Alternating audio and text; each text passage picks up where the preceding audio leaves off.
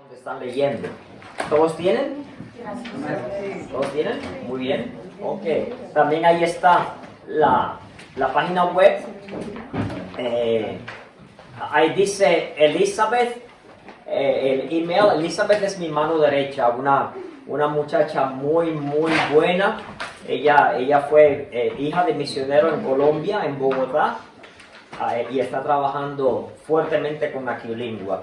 Y el otro soy yo, ahí está orlandoaquilingua.com. Así que, por lo menos, por favor, oren por nosotros. Oren para que el Señor nos dé estudiantes. Es lo más que necesitamos. Bien, se lo agradezco mucho. Ok, perfecto. Vamos a comenzar el camino digno. El versículo clave de todo el curso es Efesios capítulo 4, versículo 1. Búscalo por favor, Efesios capítulo 4, versículo 1. Yo, preso en el Señor, os ruego que andéis como es digno de la vocación con que fuisteis llamados. Ahí está bien claro. Digno de la vocación, dice, digno de la vocación con que fuisteis llamados. Os ruego que andéis, andéis, como es digno de la vocación con que fuisteis llamados, con toda humildad y mansedumbre, soportándoos con paciencia los unos a los otros. Bien importante esa fórmula que él nos está dando. ¿Y qué dice el próximo versículo? Dice, vamos otra vez. Dice, soportándoos con paciencia los unos a los otros en amor. Y luego, solícitos en guardar la unidad del Espíritu en el vínculo de la paz. Vínculo es un enlace, ¿bien? Que nos une. Vamos a estar mirando esos versículos en este momento. El propósito claro del apóstol Pablo, como dije anteriormente, es que nosotros tomemos esas doctrinas que nos enseñan los 3 primeros capítulos y ahora las pongamos en práctica. Importantísimo. Mucha gente no practica lo que predica, ¿verdad que sí? Mucha gente habla, pero no mire lo que yo hago. En inglés hay un dicho que dicen, they talk the talk, but they don't walk the walk. Talk the talk, hablan, pero no caminan el camino. Bien importante que entendamos eso, que Pablo ahora dice, hay que ponerlo en práctica. Muy bien.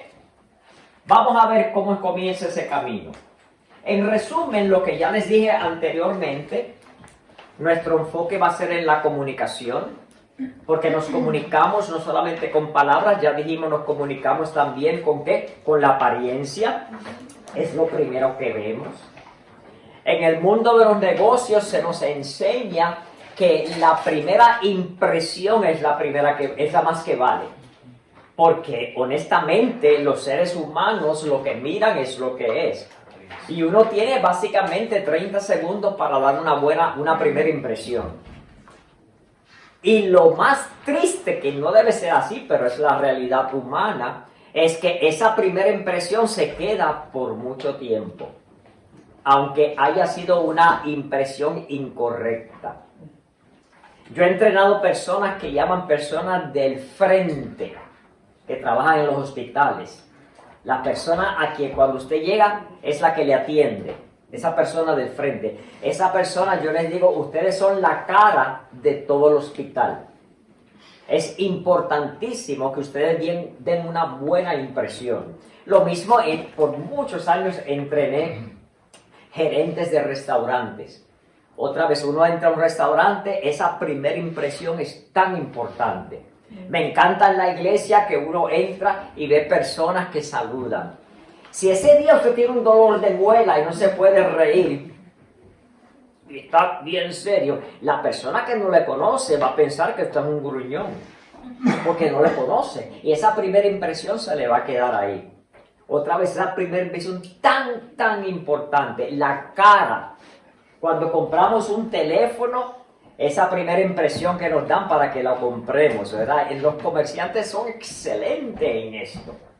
Y nos hacen gastar dinero que no tenemos en cosas que no necesitamos.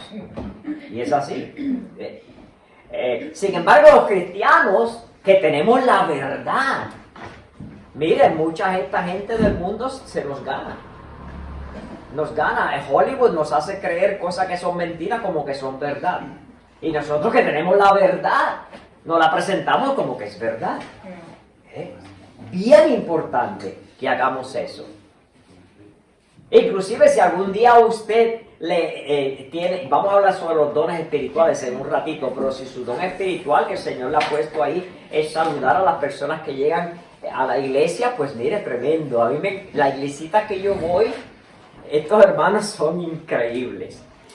Hay hermanos que se paran en el semáforo afuera, donde cambia la luz roja a verde, a invitar gente a la iglesia. Se ponen unos chalecos reflectores para que no se lo lleve un automóvil. Y ahí están invitando gente que entre a la iglesia. Cuando llegamos a la iglesia, hay alguien en la puerta ahí saludando.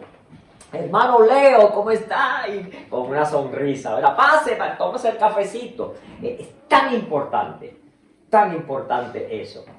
Así que estamos hablando más sobre esta comunicación. Pero otra vez recalco que Efesios nos enseña que esto tiene que ser de adentro para afuera. No es meramente una técnica de comunicación, de cómo uno hacer una oratoria. No. ¿De qué vale si por dentro estamos podridos? Así que es importantísimo que entendamos eso. Muy bien, entonces vamos a hablar sobre el camino. Eso es lo que vamos a hacer ahora. Luego el crecimiento. Dijimos que el crecimiento es importante que lo midamos.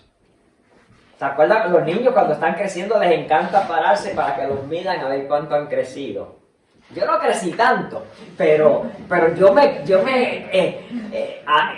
contentísimo cuando ya 1 centímetro más alto. O vamos a ponerlo de esta manera. Usted quiere bajar de peso. Es importante que usted se pese, porque ¿de qué vale? Uno hace dieta, uno hace ejercicio, pero vamos a pesarnos para ver si estamos bajando de peso. O sea, utilizamos lo que llaman métricas. Hay que medir para uno saber si está progresando o no. Y el apóstol Pablo aquí habla en varias ocasiones sobre medida. Y lo más lindo es que él dice, de acuerdo a la medida de la estatura de la plenitud de Cristo. No la estatura mía, la estatura de la plenitud de Cristo. Él habla de que hay que medirse. Y vamos a ver eso en un momento. También en el camino, no solamente es crecimiento lo que vemos, sino que este crecimiento uno va a saber si ha avanzado algo basado en ciertas marcas. Los que caminan o los que corren, ellos saben si han llegado a un punto de referencia, no sé cómo le llamarían, ayúdenme aquí, un hito, un punto de referencia, que uno llega y uno dice, el kilómetro tal, llegué hasta tal kilómetro, y luego voy al otro kilómetro, y ahí está marcado hasta donde uno llega. ¿Me explico? Y entonces, uno de esos puntos de referencia, vamos a ver, es el vínculo de la unión. La parte de que estemos unidos. Y lo otro es que ya no seamos niñitos fluctuantes que nos llevan por doquiera y nos convencen en esto, en aquello, no, sino que conozcamos bien las doctrinas básicas de las Escrituras. Y por supuesto vamos a terminar con imitación y con la conclusión. Comencemos con el camino digno. Para comenzar esa recorrida, ese camino, hay 5 escalones importantes en el comienzo. Y cada uno de nosotros tiene que entender esto si de verdad usted quiere ir por el camino de crecimiento correcto. ¿Cuáles son esos 5 escalones? Ya lo dijimos. Otra vez, Efesios 4:1, antes de eso, el versículo en sí, porque de ahí que lo sacamos, ¿verdad? Él nos dice, yo pues preso en el Señor, os ruego que andéis como es digno de la vocación con que fuisteis llamados. Luego dice, con toda humildad y mansedumbre, allá van 2, soportándoos con paciencia los unos a los otros, en amor. Ahí están los 5. Así que esto yo no me lo inventé, ¿ok? Esto lo sacamos de las escrituras. Vamos a ver. Primeramente, humildad. Humildad es decidir en nuestro corazón que Cristo es primero, luego otros y nosotros últimos. Pero esto es ponerlo en práctica. Ahora, yo no estoy hablando de que usted se va a olvidar de su familia y va a atender gente por allá y va a ser negligente con sus hijos. No, en el propio hogar demostrar esto. Cristo primero, luego otros, que sería, ¿verdad?, el cónyuge, los hijos, y entonces usted último, en ese orden. Bien importante que entendamos esto, porque hay gente que le encanta ayudar al vecino, pero ¿cómo es que dice el dicho? ¿En casa de qué? ¿De herrero? Cuchillo de palo. Imagínese. No. Vamos a arreglar bien lo de adentro. Y entonces, claro, no le damos una mano al vecino. A mí cuántas veces me han llamado vecinos porque como saben que yo era paramédico, mira que el niñito se me cayó, que eso, que yo salgo corriendo para allá a ayudar. Que el perrito le pasó algo, yo no soy veterinario, pero vamos allá, ¿verdad? ¿Cómo ayudamos al perrito? Pero este es el punto de humildad, importantísimo. Luego dice mansedumbre. ¿Qué es mansedumbre? Control propio. ¿Verdad? Control propio. Mire, humildad es básicamente una actitud mental. Mansedumbre es poner la humildad en práctica. Es uno controlarse en todo momento. Yo no sé cómo aquí cuando la gente maneja, allá en Puerto Rico manejan y se le pone uno en el medio, nosotros decimos le hacen un corte de pastelillo, porque le cortan al frente y sale y le grita el otro y dice palabras que no están en el diccionario o hace señas con las manos. Una cosa increíble, increíble. Oh, sí. Le dan consejos a uno, la gente. Una comunicación en voz alta, un consejo que uno no quiere oír, pero es así. O sea que poner en práctica esa humildad sería la mansedumbre. Mira el próximo, paciencia. ¿Sabe lo que es paciencia? Paciencia es hacer el número 1 y el número 2 con personas que son groseros con uno. Con personas que mire que son ofensivos, sea en el trabajo, sea donde sea. Y también con personas que frustran a uno. Hay que ser paciente con ellos, ¿verdad? A veces con los niños, con los hijos, con el cónyuge. Eso es lo que es paciencia. Pero acuérdese, es hacer el número 1, el número 2, cuando lo ofenden a uno o cuando uno trabaja con gente que le frustra, que no agarran. Te lo he explicado tantas veces y todavía. Pero con amor, con amor. Luego Pablo nos dice de la misma manera que Cristo nos perdonó a nosotros. Porque mire, qué paciente ha sido el Señor con Orlando González. Qué paciente. Yo le digo, yo soy lo que soy por la gracia de Dios. Y esto no es un dicho político, porque suena bonito, suena espiritual. No, no, no, no, no. Yo lo estoy diciendo genuinamente. Yo no soy el que debería ser, pero tampoco soy el que era antes. Y lo que soy, lo soy por la gracia de Dios. Y a Él sea la gloria, no a mí. A Él sea la gloria. Y otra vez, no lo digo porque es bonito oírlo, no, porque es la realidad. La realidad. ¿Qué más? Número 4.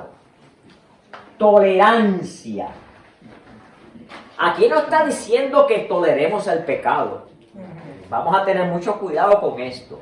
No, no es tolerar al pecado, es ser tolerantes con cristianos que de verdad aman al Señor, pero que son diferentes a nosotros. Déjeme explicarme. A mí me encanta llevar la Biblia a la iglesia, la que está impresa. Pero hoy en día encontramos algunos hermanos y muchos jóvenes que, gracias a Dios, que van a la iglesia, pero ellos todo lo llevan aquí en el celular. Ser tolerantes con eso. Es que a mí no me gusta, a mí me gusta solamente la Biblia. No, no, estos jóvenes están yendo a la iglesia, gracias a Dios por eso. Pero no van a usar, eso es lo que ellos han visto toda su vida. Y ser tolerantes con personas creyentes, pero que no son exactamente igual que nosotros. Porque es una diversidad tremenda la que tenemos. Y tenemos nosotros que tener cuidado. O que no visten exactamente como nosotros. O tal vez un hermano que se convirtió y tiene tatuajes por aquí, tatuajes por allá. No, ese hermano ahora es un hermano en Cristo.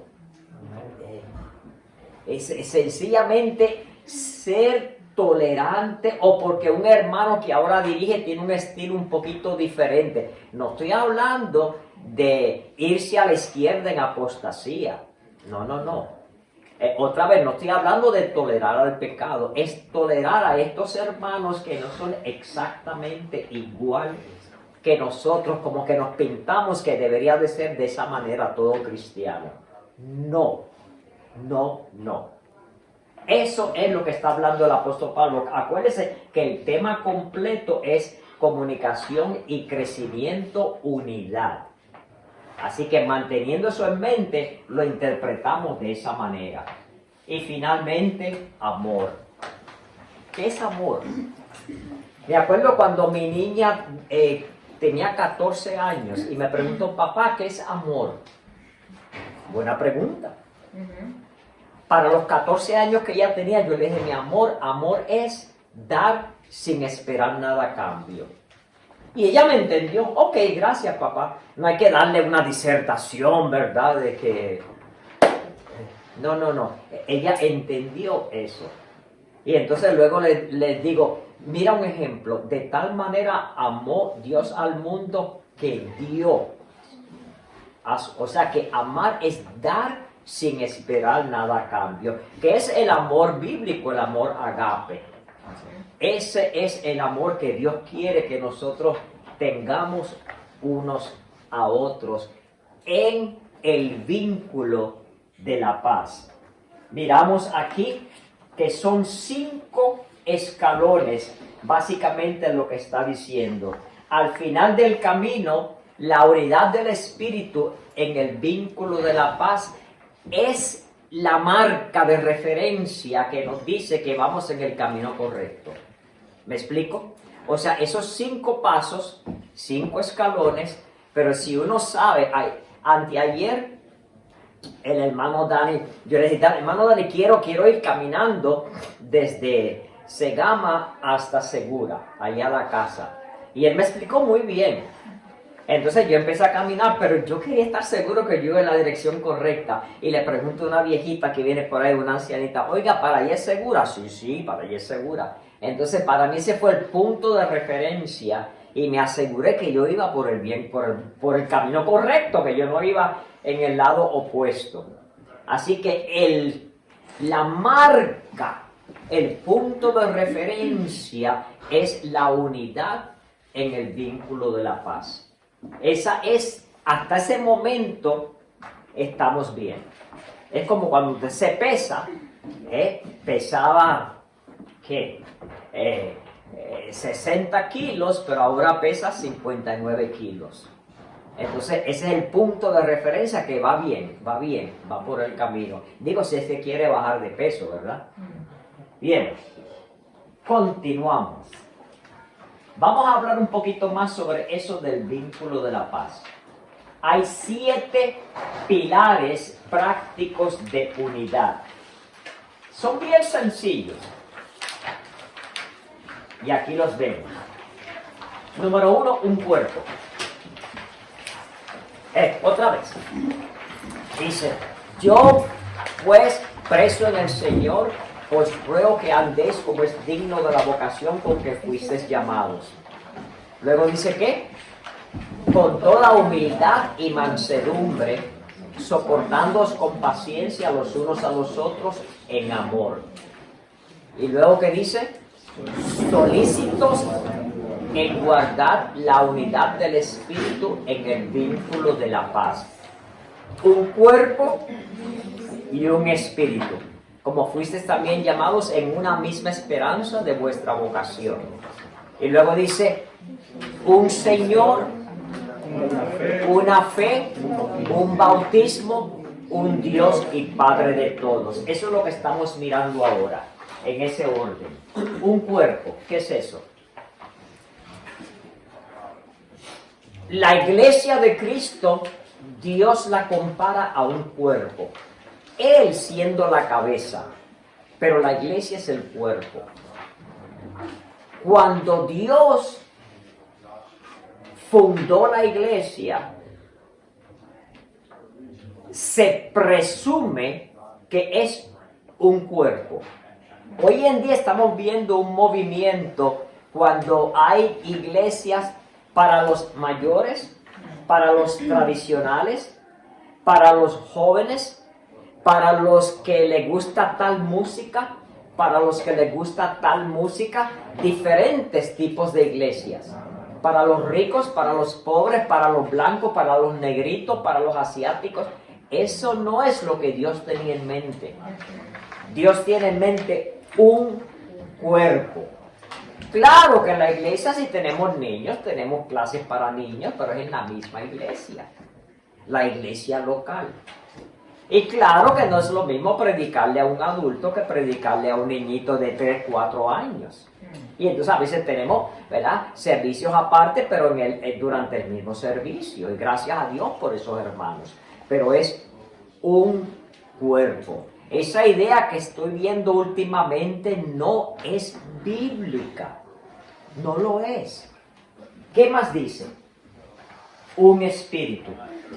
El Espíritu Santo nos habló a nosotros en diferentes maneras y nos habla en diferentes maneras. Yo me acuerdo por muchos años, yo fui director de un colegio cristiano y todas las mañanas a las 7 de la mañana me reunía con los maestros para tener devocionales. Pero ¿sabe lo que yo no estaba haciendo? Yo no estaba teniendo mis propios devocionales a solas con Dios. Y eso es algo que muchas veces en la obra de Dios nos involucramos tanto en la obra de Dios que se nos olvida tener tiempo a solas con Dios. Y yo sabía eso intelectualmente, pero llegó el día cuando el Espíritu Santo me habló a mi corazón. Y fue un hermano que predicó y mira lo que él dijo. Por la mañana yo me levanto, lo primero que hago es agarro el café y me siento en una butaca a leer la Biblia y a orar. Eso tocó mi corazón. Digo, pero eso yo no lo estoy haciendo. Yo me levanto, yo me afeito, me visto, me pongo mi corbata, voy al colegio, me reúno con los maestros, tenemos devociones, pero yo no estaba teniendo mis devociones a solas con Dios. Y cuando ese hermano dijo eso, eso cambió mi vida por completo, por completa. Hoy en día, gracias a Dios, ya yo no puedo. O sea, agarro el cafecito, eso sí, agarro el cafecito y me siento en la butaca a tener mis devociones. Ahora, para los que hemos llegado a mi edad, muchachos jóvenes no saben lo que estoy hablando, vamos a llegar a una edad cuando en la mañana se nos hace difícil enfocar. Aunque me ponga los lentes, todavía no veo bien. Así que yo no puedo leer la Biblia tempranito, porque no veo. Entonces lo que hago es que practico versículos de memoria que me he memorizado. Por lo menos esos primeros 15 minutos en lo que ya voy enfocando. Se lo dije a mi médico. ¿Sabes lo que mi médico dice? Se puso de pie y me dio la mano. Me dijo, bienvenido al grupo. Así que no hay cura para eso. No enfoco. A veces lo pongo, el problema no es que no tengo un brazo más largo para poder mirar de lejos. Pero la cosa es que el Espíritu Santo nos habla de maneras diferentes, pero usando la palabra de Dios, usando la predicación de la palabra de Dios, un testimonio como el de este hermano, del cafecito. Sin embargo, es el mismo Espíritu Santo que vive en nosotros. Ahora bien, ¿ha oído la expresión ser lleno del Espíritu Santo? Miren lo que yo entendía antes. Y yo como menso, como dicen los mexicanos, como tonto, no lo entendía. Pensamos como que el Espíritu Santo es un vaso. Entonces ser lleno es cuando uno lo llena completamente. Pero eso no tiene sentido. Al ser salvos, el Espíritu Santo va a vivir en nosotros. Lo que estamos creyendo al malinterpretar es que solamente un poquito del Espíritu Santo vive en nosotros. Y que para ser llenos tenemos entonces que tener más del Espíritu Santo. No, el Espíritu Santo ya vive dentro de usted. ¿Sabe lo que es ser lleno del Espíritu Santo? Dejar que el Espíritu Santo controle nuestra vida. Ya Él está ahí. Ya usted, si usted es salvo, usted ya tiene al Espíritu Santo viviendo dentro de sí. El ser lleno del Espíritu Santo es dejar que Él nos controle a nosotros. No es que hay que seguir echando un poquito más, como cuando rellenamos el vaso con el café. ¿Me explico? Y es importante que entendamos eso. Ya usted tiene al Espíritu Santo. Cuando usted está en comunión con el Señor, usted deja que el Espíritu Santo controle y evitamos contristar al Espíritu Santo. Que más tardecito Él nos dice, y no contristéis al Espíritu Santo de Dios, con el cual fuiste sellados para el día de la redención. ¿Me explico? Es dejar que Él tome el control. ¿Cómo se hace? Ya mismito les vamos a decir. No se me vaya. Muy bien, ¿qué más dice? Una esperanza. Tenemos todos los creyentes la esperanza que llegará el día cuando ya no estaremos en estos cuerpos que se enferman, que nos dan dolor, que si la coyuntura, que si la artritis. Vamos a estar en la presencia del Señor para siempre, con cuerpos nuevos. Vamos a estar alabando al Señor, sirviendo al Señor para siempre. Esta esperanza, como le dijo un hermano que le falleció el papá hace poco, él es cristiano, él le entiende, pero el consuelo, ¿verdad? Les recuerda, hermano, tenemos una esperanza que no avergüenza, dice Romanos capítulo 5. La esperanza que no avergüenza. Y usted va otra vez a estar con su papá que acaba de fallecer. Y él dice, gracias, hermano. A veces no sabemos qué hacer cuando alguien fallece o tal vez tiene una tragedia. Mire, sencillamente esté ahí presente. Dígale, yo estoy aquí con usted, estoy al lado. No es cuestión de traerle globos, ni flores, ni libros. A propósito, si usted va a visitar a alguien al hospital, visítelo 5 minutos. Hágalo cortito y bonito. Y si esa persona está durmiendo, déjelo dormir, no lo despierte. Yo tuve un ataque al corazón y yo sé lo que es eso. El poquito tiempo que uno tiene para descansar. Pero que llegaron, hermanos, me acuerdo los 2 primeros visitantes que tuve, llegaron, estuvieron ahí como unos 5 minutos, oraron conmigo y qué lindo eso. El hecho de estar ahí, más nada, es lo importante. No son palabras que, ¿qué le digo? No, estar ahí, decirle, hermano, estoy aquí con usted, orando con usted, hágalo cortito y bonito. Muy bien, eso es una esperanza. Luego dice un Señor.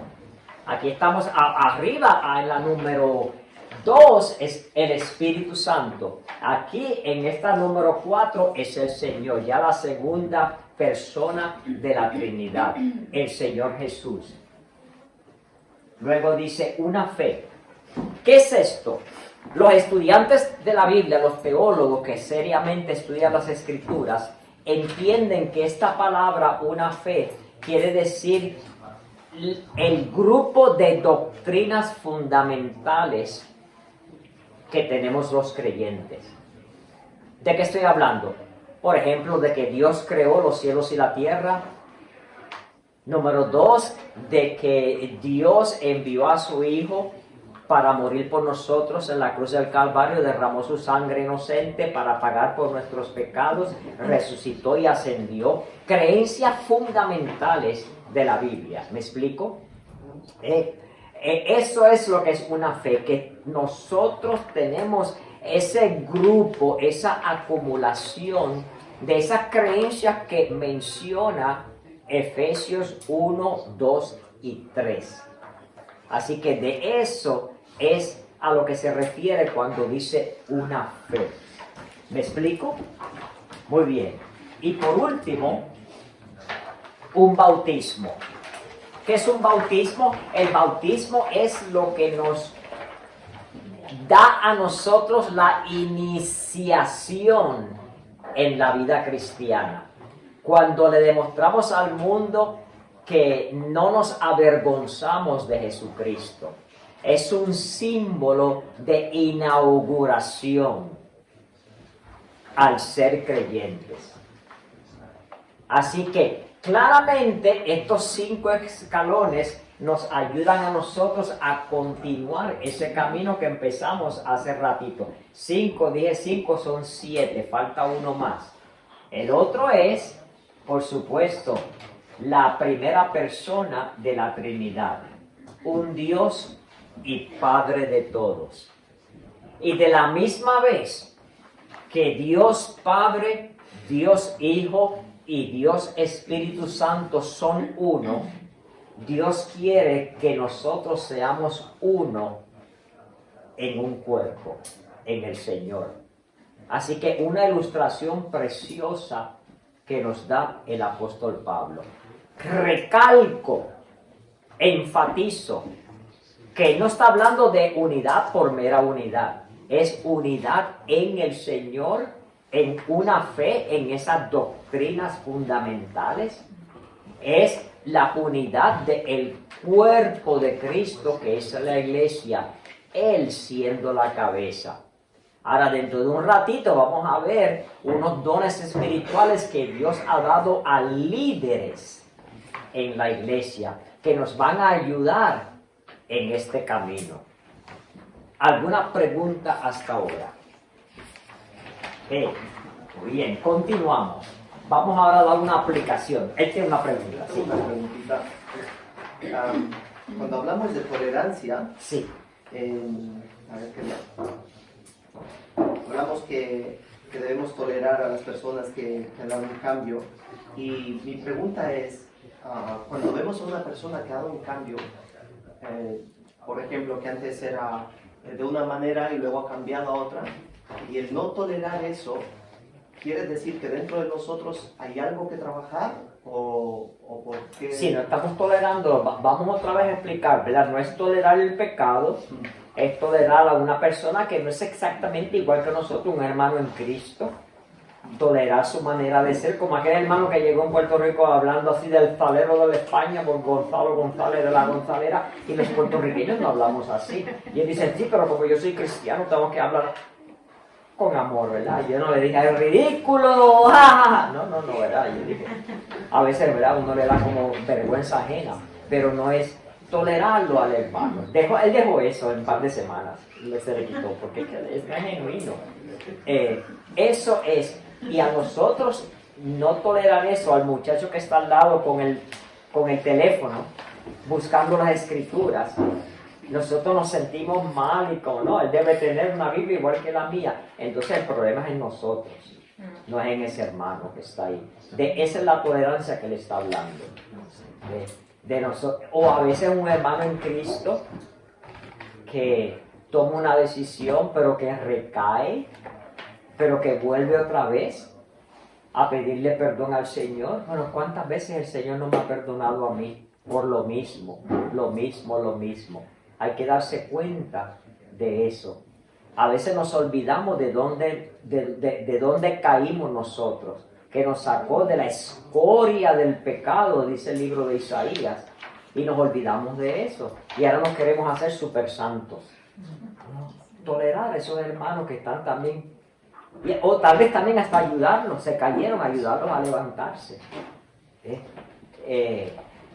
Esa es la tolerancia que él está hablando. Sí, hermana.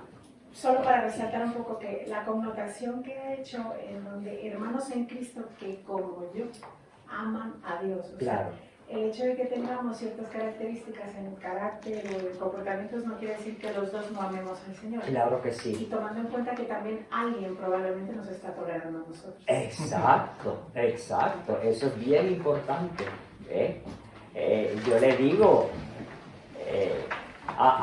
yo mismo tuve que trabajar con eso, porque a mí me molestaba ver gente con el celular en las iglesias. Eso distrae, yo decía eso y hasta me molesta. Entonces yo tuve que empezar un momentito. Hay una generación en la Universidad de Bob Jones, el presidente, que allá estudiamos algunos de nosotros, acaba de anunciar que deberían tener Biblias impresas, porque nadie las tiene. La generación nueva no conoce, y algunos de ellos las compraron y dijeron, wow, yo nunca había tocado las escrituras como las toco ahora. Pero eran jóvenes que aman al Señor, que se conocen las escrituras, que han memorizado, pero nunca en su vida habían tenido una Biblia impresa.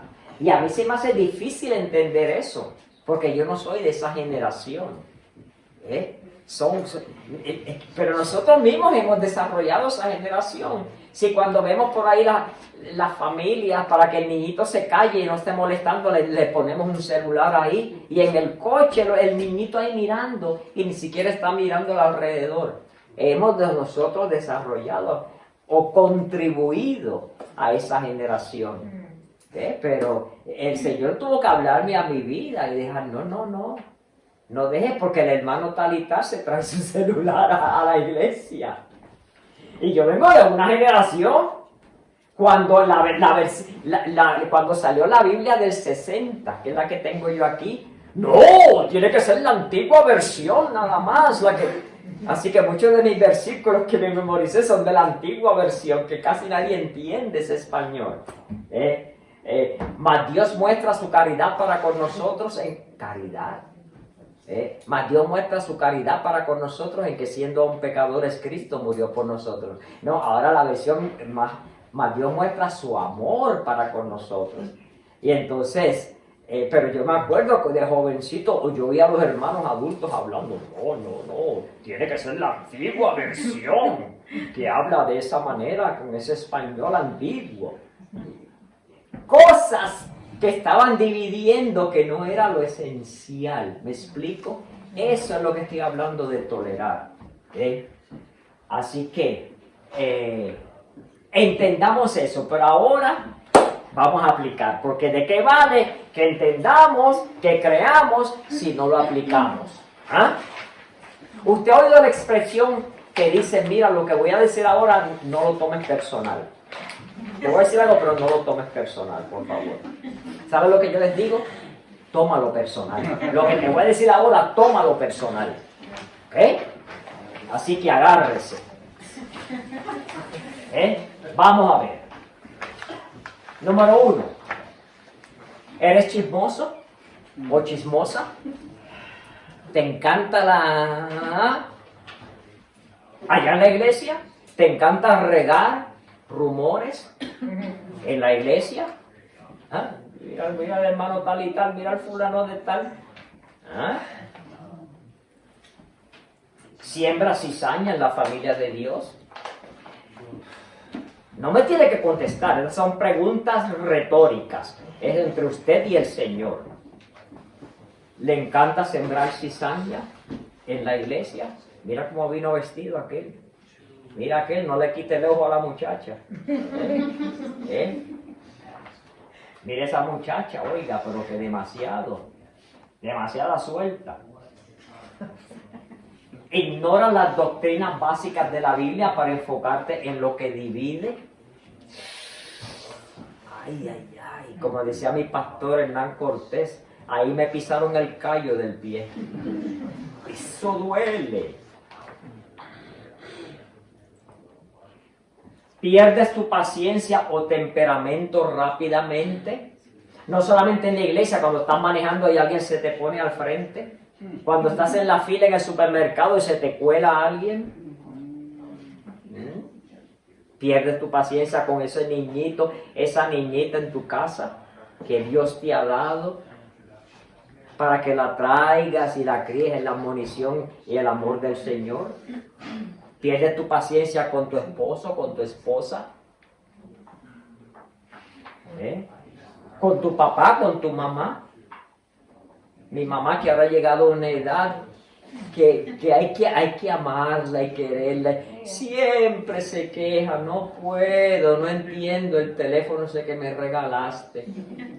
Y cada vez que hablo con ella, mami, no entiendo ese teléfono. Y me repite lo mismo, con amor. Quiere que le regale otro.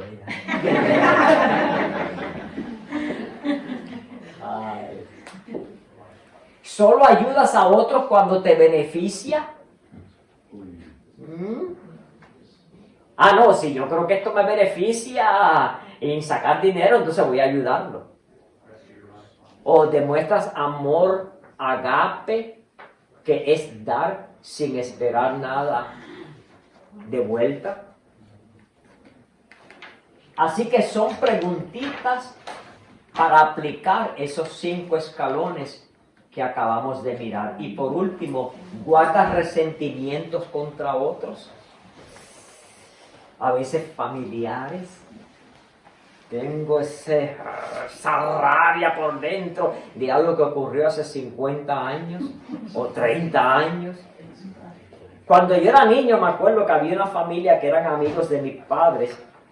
El esposo y la esposa no se hablaban. Y me acuerdo, me decía mi papá, llevaban 30 años viviendo en la misma casa sin hablarse. Y yo, ¿cómo es eso? ¿Qué vida es eso? ¿O tienes resentimientos contra un familiar, contra un papá, contra una mamá, contra un hermano en la iglesia, contra un compañero de trabajo? Aquí vemos la aplicación, si de verdad queremos aprender comunicación. Ahora bien, vamos a continuar. Quiero pausar y hablar un poquito sobre los dones espirituales, porque esto es una pregunta que muchas veces tenemos. Y como les dije, todo se lo vamos a sacar de las Escrituras. Vamos a ver dónde es que habla eso. ¿Se acuerda que dice un Señor, una fe, un bautismo, un Dios y Padre de todos, el cual es sobre todos y por todos y en todos? Eso es el versículo 6. Estamos en el capítulo 4 de Efesios. Ahora vamos al 7. Pero a cada uno de nosotros fue dada la gracia conforme a la medida del don de Cristo. Por lo cual dice, subiendo a lo alto, llevó cautiva la cautividad y dio dones a los hombres. ¿Y eso de que subió? ¿Qué es? Sino que había también descendido primero a las partes más bajas de la tierra. El que descendió es el mismo que también subió por encima de todos los cielos para llenarlo todo. ¿Qué dice ese pasaje ahí?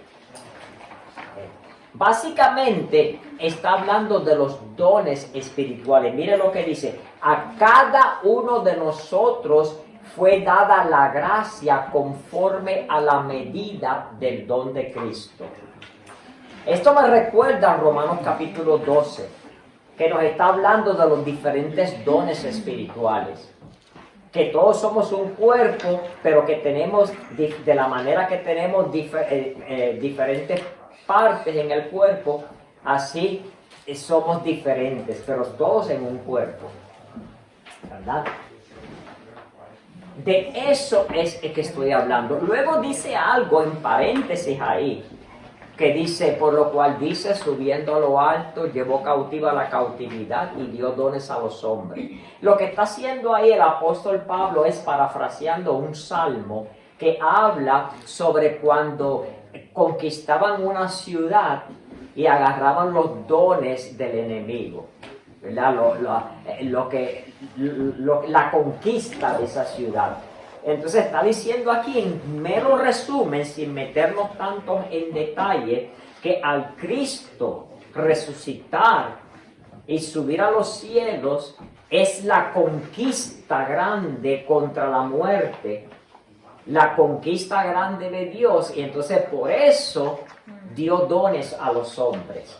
Lo mismo que en la ilustración del Antiguo Testamento era cuando atacaban una ciudad y agarraban dones. Cuando salieron de Egipto, los hebreos, ¿se acuerdan que agarraron dones, agarraron cosas que de verdad les pertenecían porque habían trabajado por años y años y no las habían pagado bien? Entonces agarraron cosas y se las llevaron de Egipto, vasos de oro, etcétera, etcétera.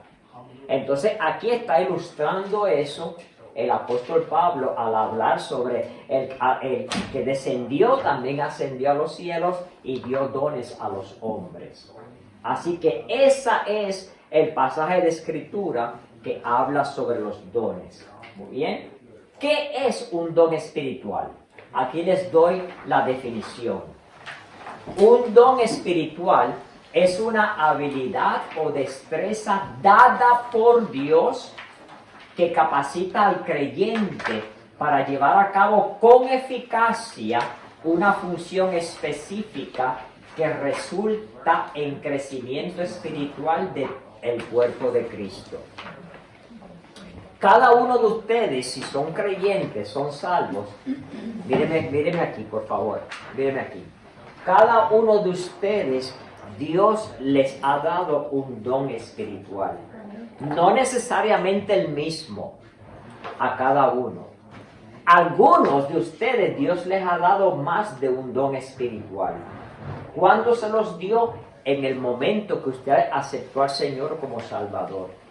Ese don espiritual Dios quiere, primeramente, le dice que le va a capacitar a usted para llevar a cabo una función específica. ¿Dónde? ¿Para usted mismo? No, para el crecimiento del cuerpo. El cuerpo espiritual que es la iglesia. Así que es el don espiritual. Me estaba hablando el hermano Andrés el otro día que hay unos hermanos que no son de los que se paran al frente. Y ellos dicen, no, yo no me voy a parar al frente. Pero están sirviendo al Señor dentro del don espiritual que Dios les dio. No todos están parados al frente. No todos están cantando, tocando piano. No, hay algunos que están trabajando allá en la cocina. Acá tenemos unas hermanas que tienen un don que Dios le ha dado. ¿Pero para qué es? Para el crecimiento, la edificación del cuerpo de Cristo. El don espiritual no es para uno, es para la edificación. Pero otra vez en el cuerpo de Cristo, la iglesia local. De nada te vale a ti tener tantos dones y tú no estás en una iglesia local, sirviendo al Señor. Y termino con esta sección, que me quedan 5 minutitos. Vamos a mirar características de estos dones espirituales.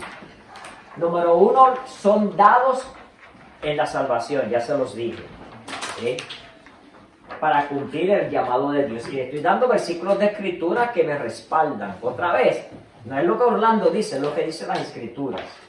Número 2, los dones son variados, lo que ya les dije, no son los mismos. Algunos tienen más que un don que el otro. Algunos son más visibles que otros.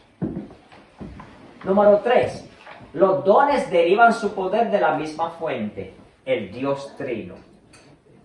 Yo no entiendo esto, honestamente, que alguien me ayude a entenderlo. Yo no entiendo cómo un supuesto artista mundano, dice, ahora soy cristiano y sigue cantando música, pero ahora le mete canciones que son supuestamente cristianas. De un día para otro ya, y famosísimos y vendiendo, y yo no entiendo eso, no lo entiendo. Porque yo veo a un apóstol Pablo que estuvo allá en el desierto entrenándose. Yo veo a Moisés que estuvo 40 años entrenándose. Yo veo al apóstol Juan en la isla de Patmos. Honestamente, para mí se me hace difícil. Es algo que quiero decir, ¿verdad? Pero se me hace difícil entender eso. El próximo, los dones espirituales no son dados para la edificación propia, sino la edificación del cuerpo de Cristo, ya lo dije. Y los dones espirituales son dados con el fin de dar gloria a aquel que los confiere. No es a mí, no. ¿De qué vale? Es para que, como decía, nos dice el libro de Juan, que nosotros menguemos y que el Señor Jesús crezca, que sea Él el que reciba toda la gloria y toda la honra. Bien importante que entendamos esto. Me quedan 3 minutitos. 4 tipos de personas con dones espirituales de liderazgo. Vamos a mencionarlo y cuando regresemos del receso vamos a explicarlo. Pero yo quiero que usted entienda que en el libro de Efesios está hablando más de los dones espirituales de líderes. No quiere decir que los que no son líderes no tienen dones espirituales. No. Ya, si quiere ver eso, lo ve en Romanos capítulo 12. Pero como estamos en Efesios, vamos a ver los dones espirituales de los líderes. ¿Quiénes son esos líderes? Número 1, apóstoles. ¿Quiénes eran los apóstoles? Los apóstoles tenían una característica en común. Todos habían visto al Cristo resucitado. ¿Ok? Así que ya eso pasó. Eso pasó. No entiendo cómo personas se dicen yo soy un apóstol. No entiendo eso. Número 2, profetas. En el Antiguo Testamento y también en la iglesia primitiva Dios usó profetas. ¿Por qué? Porque no tenían las escrituras como las tenemos nosotros hoy en día. Y Dios hablaba a través de los profetas. Ya tenemos las escrituras completas, que no se le puede añadir ni quitar, porque viene una maldición muy grande al que hace eso. No lo digo yo, lo dicen las escrituras. Ahora, aquí tenemos uno que sí lo vemos en el presente, y son los evangelistas. ¿Quiénes son los evangelistas? Personas que Dios ha llamado y le ha dado un don específico para promulgar el evangelio. Una facilidad de entendimiento. Tengo un querido amigo que Dios lo está usando en una manera increíble como evangelista en Latinoamérica. Y estas personas tienen ese don de llevar el evangelio. Ahora bien, esto no le exime a usted de que usted comparta el evangelio y obedezca la gran comisión. Dios le ha puesto a usted en un entorno, en un grupo de esferas, que dice esferas que usted puede alcanzar. En una red, sea de trabajo, de familia, para que usted comparta el evangelio con ellos. Así que el hecho de que haya evangelistas, de que haya un pastor predicando, no lo exime usted de su responsabilidad individual de compartir el evangelio. Y por último, luego cuando regresemos, vamos a explicarlos más.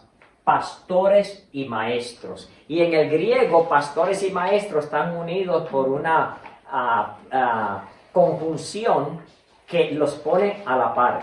El pastor es un maestro. Y vamos a explicarle al regreso cuál es la función de ese pastor.